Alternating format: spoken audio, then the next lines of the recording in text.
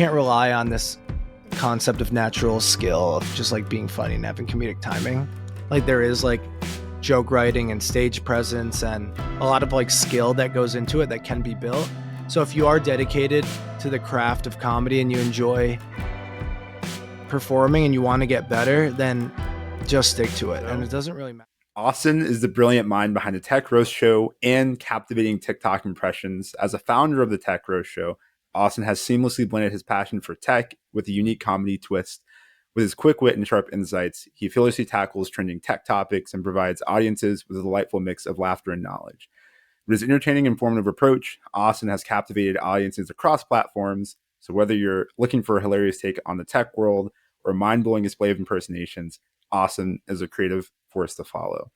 Austin, thank you so much for coming on. I just want to start by asking you, could you tell us about your journey into comedy and what inspired you to do what you do now? Sure. Yeah. Just want to make sure the audience knows, co-founder of Tech Roast Show. I won't take all the credit there. My other co-founder is Jesse Warren, who's native from Seattle, and he's for ex-Microsoft, ex-SpaceX, and comedian as well. But sorry, your question about how I got started in comedy. Yeah. So I got started in comedy probably when I was, technically I got started like just making my family laugh, like when I was a kid and doing impressions in the car and just being a silly child. But I officially got on stage when I was 15 years old at a UCLA film camp, and my friends pressured me into doing impressions, and I was always doing impressions to them, like just, I don't know, like making jokes when I shouldn't and stuff and making everyone laugh. And they said, oh, you have to do this talent show. That was like the end of the camp talent show. And I did like 5 minutes in front of a crowd of like 150 people, and it was really nerve wracking, but it went well and everyone laughed. And then after that, I officially, like my senior year of high school, I was like the senior sketch comedy like chair. We had like a senior sketch comedy show. That was a tradition at my high school. And then I started doing stand up when I got to UCLA. Gotcha. And I really love comedy, and one of my favorite comedians is Dave Chappelle, and he sort of talks about in the beginning how, he's performing at these, nightclubs or, local bars, and there's not a lot of people, and it's hard to deal with, people not receiving his comedy well. Did you sort of have that same struggle when you were just starting out? Yeah, when I would do open mics at this place called the Improv Space near UCLA. And every Monday they had an open mic, and I was so bad. I remember like even before that, like I actually technically started doing stand up end of high school. We had like this period where you can either get an internship or do a class project or like a senior project. And me and my friends did a computer science, like we did a programming project that was just a projectile motion function of a ball being thrown. It was like so stupid. And we finished in like 8 hours, and then we had the whole summer to do whatever we wanted. We had like an extra 2 months where everyone was going to their internships, and we just didn't do anything. We just had that project that we'd done in like 8 hours total. But I would go do stand up in New York City, and I thought I was so funny, and I would just like bomb at these open mics and be horrible. I would show up with like basketball shorts and like I had all these like tank tops, and I looked like an idiot, and I just bombed so bad. And I thought I had the funniest jokes to say. Literally not a single laugh. It was very humbling. And then one time I did a show at Gotham Comedy Club, and it was like one of those bringer shows where you can only perform for 5 minutes because you brought all of your like friends and family, and they're like paying like $30 each. So I would bring in people to come see me, come into the city. And then they brought up Jim Gaffigan, like the third time I ever did stand up, right before me. Oh man. And I was also horrible. So even if I wasn't horrible, I would have bombed, but I was also horrible. So I bombed. It was like a multiplier of so like you're going bombing. You're going through all these failures. Like, what type of mindset did you develop to keep you on the track? So it's probably like a good thing and a bad thing, but I think I have a pretty big ego about like thinking that I'm funny, and then like me thinking I'm funny and like failing. I was like, no, but I'm funny. So this is wrong. Like they have to see that I'm funny. So I would just like kind of get upset after I bombed, but I'm like, no, I know I'm funny though. Like I've had too many experiences that have validated this. I'm just doing it wrong. So then I'll just stick to it. So, and there are a lot of like young people. I'd say my average audience is 18 to 24. So a lot of young people watch the podcast. Let's say they're also going through a similar path. They're pursuing comedy. They're bombing at every show. What advice would you give them to keep going? Well, stand up comedy, it is interesting because my experience was I was very validated at a young age where people would say I was funny. I was like class clown. And I always considered myself naturally funny. And for a long time, I thought that was like sort of requisite to doing stand up. I'm being a good comedian. But as I've, matured a little bit, I realize it's not necessarily the case. And stand up comedy is, you can't rely on this concept of natural skill of just like being funny and having comedic timing. Like there is like joke writing and stage presence and a lot of like skill that goes into it that can be built. So if you are dedicated to the craft of comedy and you enjoy performing and you want to get better, then just stick to it. And it doesn't really matter if you're naturally funny or not. I mean, you have to have an ability, like some sort of like capability of having, opinions and judgment and like making observations. Like I think that's necessary, but you don't have to naturally be like super funny. As long as you can learn the skills of like joke writing and stuff like that and build on it, then you just have to be persistent and not let like it doesn't matter if you laugh or not. All that means if you get a laugh when you're performing comedy, it just means that in that moment your performance and your writing was matched the audience's like uh I don't know, met their expectations for humor, I guess. Or like you were funny to that audience in that moment, but it doesn't mean anything else. It's not saying that you're not funny. It's not saying that you don't have the ability to like get better at joke writing. And what I'm hearing is like discipline's a big part of it, right? Like you Mhm. put in the work, you keep writing jokes, you don't stop. I'm curious, what standards did you hold yourself to in order to get to your level of success where you have over 500,000 followers on TikTok, where you have the impact that you do today? Sure. So I mean, I've been putting up comedy shows for many years and I started doing TikTok. Like I started doing stand up really like 10 years ago when I was 18 and I'm 28 now. But out that like 18 to 22 in college, I was just doing some open mics and I started the club at UCLA, the comedy club. And so I was producing a lot of shows and performing in it to make myself stage time because there was a huge audience at UCLA. And after that, from like 22 to 25, I just did open mics and like did more improv classes. And I just stuck to it. I made YouTube videos, but I wasn't like successful in any way. I would just like put on shows and do mics and whatever. But I don't even I mean, I'm successful in terms of like having followers, I guess, on TikTok and Instagram Reels, and that's only a function of consistently posting. And I started doing that 3 years ago. And then in the first year on TikTok, I got like 200,000, no, 300,000 followers. And then it's sort of like plateaued, honestly, on TikTok. But Instagram, it grew a lot. And that social media is a different animal, and that is only a function of being consistent. And obviously iterating and getting better. I guess much like joke writing, but you'll see you could see it. There's a clear metric, right? There's like followers, views, engagement. That's like can be quantified. Whereas if you're improving as a stand-up comedian outside of social media, you can only gauge your success by, oh, are you making more people laugh? Are you jokes more frequently landing? It's not like unless you're like recording your set and running it through like a machine learning algorithm that's like detecting like the peaks and like the laughter or something. Um, you're not gonna be able to quantify your success like social media. So it's easy to be like, oh, you know, a lot of people now say that like you assume you're successful just because you have followers and engagement on social media, but it is only one very visible metric. And I think uh the skill metric is overlooked because it can't be as easily quantified.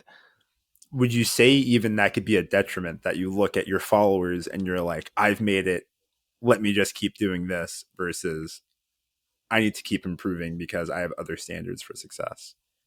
Yeah, I think it's easy to get sucked into the content trap of just making content to make content and get views and followers and then forgetting why you did it in the first place. And usually why people do it in the first place is because they like the thing that they're making the content about. Um, so don't lose sight of what you're making the content about and just make content for the sake of making content and getting more views and doing viral hacks. And then if you like let the algorithm train you on what to make, then eventually you're just going to be left with really unfulfilling content and making stuff that you don't even like to make about stuff you don't care about and realizing that's not the stuff that you originally wanted to do. And then you get burned out and then you quit. I feel like there has to be a synergy between the content that you make and the stuff that you want to do. And you should still be getting better at the stuff that you want to do, the stuff that you want to make content about. And ideally, like you can just, if you just like making short form videos, I guess it's the best. Because if that's all you like to do, and then you get to just do that.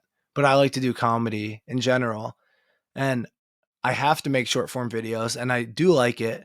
But I also want the space to like work on my stand up and other things. But simultaneously, you have to optimize the content around those things, or you won't have people come watch you do those things. So I'm assuming to get to that thought process, perhaps you made some mistakes along the way, or you saw other people making like similar mistakes that told you this is the way that I should do things. Do you have any mistakes you'd like to tell the audience?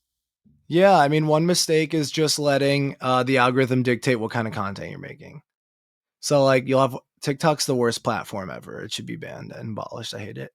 Um, it literally will train you to make the worst content ever. It's insane. Like, so at first I just wanted to get viral for the sake of getting viral, and then I figured, oh, I do other stuff, and then people will see that I'm funny in other ways. So in like 2020, I was doing Trump impressions, or I was doing like a couple others. I did like Cuomo and Trump, I guess, and then later Biden. And Trump was going so viral, so every video I had to do had to be about Trump. And I figured, okay, I'll like do other impressions and then they'll catch on and get a lot of views. If you don't do exactly the Trump impression, or if I didn't do that, they would get no views at all. And I was stuck in this like pigeonhole as like this Trump impression guy. And if I made another video, I'd get like 3,000 views instead of hundreds of thousands. And it really disincentivizes you from like exploring and making other content and like going outside of comfort zone. So a lot of people will have one thing go viral and then be like, you'll see these series on TikToks that are horrible. And it's like part 72, like guy who smiles weird or like whatever it is. And it's just like some premise taken to like part 72. And it's only because if they post anything else, the algorithm will like destroy them. But what I learned to do was just not care and post other stuff. And sometimes I'll hit, and like I had other impressions do millions. I still struggle on TikTok, but like Instagram Reels, now I feel like, at least on Instagram, I could post other types of comedy content and the audience is there for all of it and not just one impression, which is cool. And it took a really long time. It took me like 3 years to get there. Yeah, then that's a struggle I even have with my content because I'm also on TikTok and I post YouTube shorts. And I find when you take snippets of the most controversial things that your guests say and you make them really short, people like that. But I struggled with, is this the type of person that I want to be? And I've shifted more to just posting what I want to post, Oh even God, what are though. you gonna put on of mine? TikTok should be banished, destroyed, and obliterated, and then get 5 million views, and I get hunted down to my home. There we go. Clippable. Um, I'm also curious. So you mentioned, you don't want to be pigeonholed. How did you get the idea for the Tech Roast show? Where did that come about? Yeah, so Tech Roadshow started before I was doing TikTok or anything. So that started in 2018.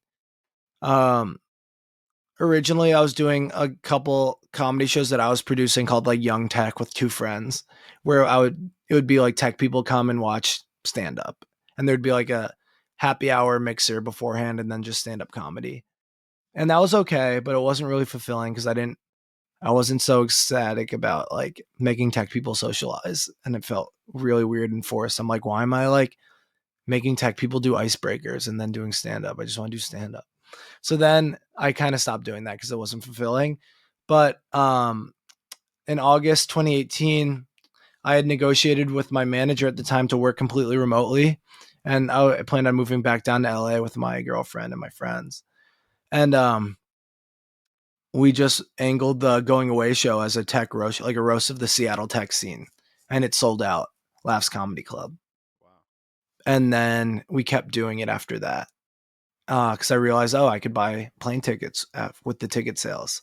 So I could just come up and do the show.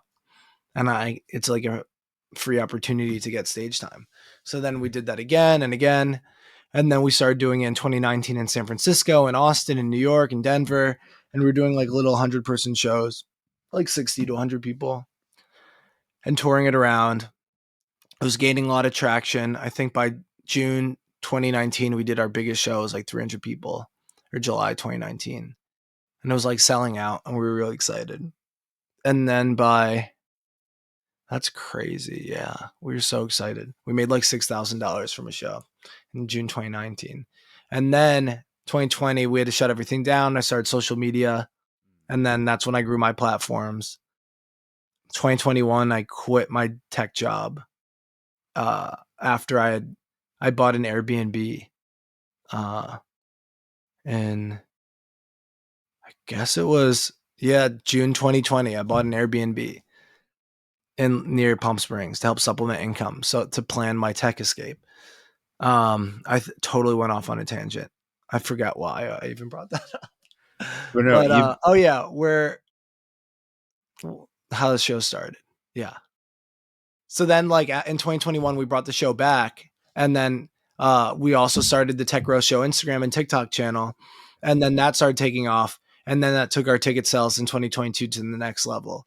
And now they're at a whole new like world. Like we did last week we did San Jose, California theater. We sold about 1,000 tickets, and then we did two shows in San Francisco, where we sold 700 tickets each. what do you think about the show itself makes it stand out? Because I know for me, I think comedy always has this truth telling part to it, and there's lots of comedy, not lots of things in your guys' comedy that I relate to as someone who works in tech. What do you think was the formula that made it pop off? I think it's just super relatable. Like it helps that we all worked in tech. And I think that tech is very roastable right now. So like just the tropes that are like in the know in the tech industry, I feel like it's very ripe for roasting. Like the timing, like in 2021, tech people were like living high and mighty, making ridiculous salaries, ridiculous, like getting like 700K total comp deal. Like some like high level people at big companies were getting ridiculous things like that. People in crypto were making millions just doing nothing. It was just so ripe for roasting. And then this day of reckoning came with like AI, and like all the metaverse news was happening, I guess, before that, which was funny to roast. And then layoffs, which is like that, the guillotine to the fat tech bubble. Um, but I think our show, the way we structure it, speaks to tech people. I think we engage the audience in a unique way where we're like getting everyone in on the conversation. We're roasting people's startups and uh, VCs and these relatable tropes that everyone's familiar with. And then our show format is just, it lends to like we were leveraging AI and GPT-4. So I think it's just very relatable. Awesome. And as we sort of approach the end of the episode, do you have any like pieces of life advice you would like to leave our audience with? Life advice. If there's something that you really want to do, break it down and figure out how you're going to do it. That sounds so generic. Um, like actually make a plan. Like you don't have to be a cog in a 9 to 5 job. If you have an artistic ambition, you can figure out a way to like put your money in things that will give you enough cash flow to cover your expenses and like or just save enough money to have enough runway to do the thing that you want to do, to like invest your time the right way so you eventually make money doing the thing you want to do. I was really inspired by the 4 hour work week in college, and that book, that paradigm in that book of just sort of like creating your own life, how you want to live it, and like just that basic premise of like figuring out how much money you need to cover your expenses. It's so obvious, but I feel like most people are scared to actually take a jump and like do the thing that they want to do. And you go on like like forums like Blind, and everyone's like scared, like like literally rich, and they're like afraid. They're like, "Oh, I only make 200K in the Bay Area. I'm broke. Oh my god, no, you don't get it. I'm actually broke." And they're like just justifying why they're broke with like, I don't know, just I feel like it's just BS to just justify a fear of like leaving or doing the thing you want to do. I don't know. Some people actually do have situations despite making 200K to 300K, I guess, that make it difficult. Like if you're paying for like sending money home to family, or you have like a challenging life circumstance, then that's obviously real. But I think a lot of people underestimate what they're capable of setting out to do, or like underestimate what they're capable of actually doing. Um, I don't know. That probably wasn't the best response. I had 4 hours of sleep. I was actually just on the Howard Stern show, Oh wow, like that's literally right amazing. before this. Yeah, that's awesome. Well, I feel like that advice of take a chance, right? Like you don't know what's going to happen. But We're, take a calculated chance. I'm not yeah. about like just taking a chance. I think that's a horrible idea. Not Okay. no offense. Like I think like taking a chance is like so scary, and I don't like that. But I think you can like improve your odds by being more calculated, being like, okay, if I'm like invested in this thing and I'm getting $1,500 a month and my expenses are like $2,500, that means I'm like losing $1,000 a month. And if I have like 50K, then technically I have like 50 months of like being fine. And if in that 50 months I could like make more money than I'm making right now, then I'm actually fine. I don't know. Like stuff like that little basic napkin math that's probably not super correct sounding. Just something better than just taking a blind chance. Like the worst thing to do would be if you say you have like $4,500 a month in expenses, and then you just quit your job and now you have to spend 4,500 a month and you have nothing to offset that and no plan to, then I don't think that's a good idea. Yeah. No, I think that's awesome advice. Um, where can people find you? How can we keep up with you? Keep up with me on Instagram at Austin Nasso, and check out Tech Roast Show at Tech Roast Show. We have shows all summer. Awesome. Austin, thank you so much for taking the time out in your busy schedule to talk with me. I really appreciate it. Thank you so much for your time. I appreciate it, man. Awesome.